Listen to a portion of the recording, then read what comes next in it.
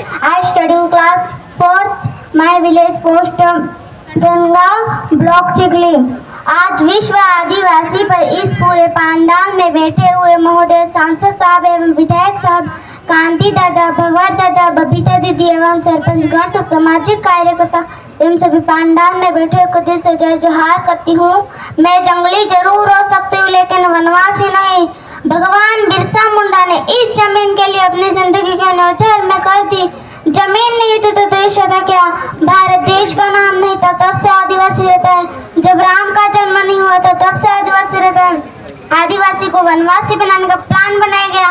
आदिवासी को आदिवासी नहीं बोलना, पहले वनवासी बोलना। आदिवासी को वनों पर से अधिकार खत्म कर दिया। अब स्वर्गवासी हो गए। स्वर्गवासी बनाने में ही अपने भाइयों का हाथ था। मुस्लिम भाई को लगता है कि आदिवासी पर गुजर रहे तो अपन चुप रहे। ओबीसी भाई को लगता है कि आदिवासी पर गुजर रहे तो अपन चुप रहे। दलित भाई को लगता है कि आदिवासी पर गुजर रहे तो अपन चुप रहे। भाई हमको तो लड़ने की आदत है, मरने की आदत है, भूखा रहने की आदत है, लेकिन तेरा क्या होगा कल्याण? तुम तो वेटिंग लिस्ट में हो।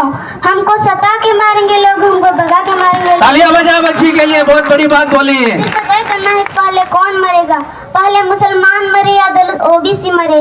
आदिवासी का प्रश्न है। जिस दिन आदिवासी वनवासी हो जाएगा उस दिन यहाँ का ओबीसी, मुस्लिम, दलित, अल्पसंख्यक स्वर्गवासी हो जाएगा।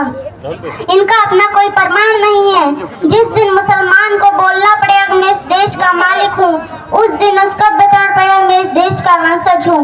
जिस दिन क्रिश्चियन को बोलना पड़ेगा मैं इस देश का मालिक हूँ, उस दिन उसको बताना पड़ेगा मैं इस देश का वंशज हूँ।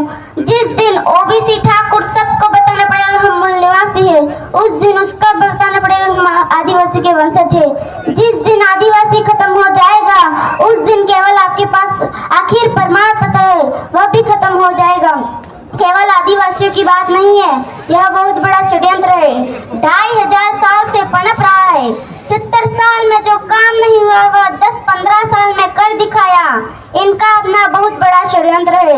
यह सोचना पड़ेगा कि राजनीतिक लड़ाई नहीं है, संस्कृति लड़ाई है, आर्थिक लड़ाई है, सामाजिक लड़ाई है। राजनीतिक लड़ाई बाद में है। ये जमीन का टुकड़ा तुम्हारे पास में, वो तुम्हारा नहीं, तुम्हारे बाप ने दिया है, टांटिया मामा ने दिया है, बिरसा मुंडा ने दिया है।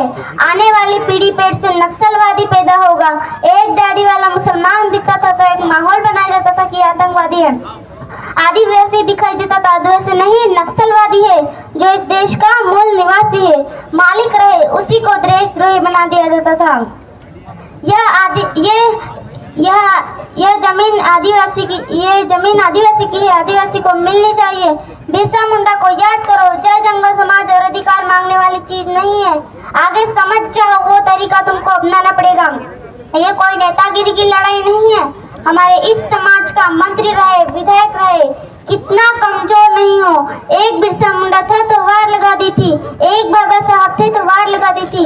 इस परिस्थिति को समझो। मैं अपनी वाणी को यहाँ पर विराम करती हूँ। जोहार। बहुत बहुत धन्यवाद। तालियां बजाकर उत्साहवर्धन करें। अब मैं आगे वीरबल